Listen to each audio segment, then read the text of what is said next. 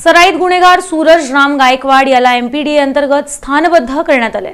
सोलापूर शहरातील जोडवाईपेठ पोलीस ठाणे हद्दीतील सराईत गुन्हेगार सूरज राम गायकवाड वय 39 वर्ष राहणार धाकटा राजवाडा गौतम चौक हा मागील काही वर्षापासून सातत्यानं जीवघेण्या घातक शस्त्रांशी फिरून जबर दुखापत करणं, खुनाचा प्रयत्न करणं, गैरकायदेशीर मंडळी जमवून मारामारी करणं, जबरी चोरी, खंडणी मागणं, दगडफेक करणं, धमकावणं यासारखे गंभीर स्वरूपाचे गुन्हे साथीदारांच्या मदतीनं करत आला आहे। त्याच्या विरुद्ध अशा प्रकारे गंभीर स्वरूपाचे एकूण 5 गुन्हे सोलापूर शहरात दाखल आहेत। त्याचं या गुन्हेगारी कृत्यामुळे सोलापूर शहरातील नागरिकांचं जीवन विस्कळीत होऊन सार्वजनिक सुव्यवस्थेस बाधा निर्माण झाली आहे। सूरज राम गायकवाड याच्या गुन्हेगारी कृत्यामुळे त्याची नागरिकात दहशत असून त्याच्या विरुद्ध सामान्य लोक उघडपणे पोलिसांना माहिती देत नाहीत। सूरज राम गायकवाड यास त्याच्या गुन्हेगारी कारवायापासून परावृत्त करण्यासाठी 2017 मध्ये स्थानबद्धतेची कारवाई करण्यात आली होती। त्यानंतरही सूरज राम गायकवाड याच्या वर्तनात कोणताच बदल झाला नाही।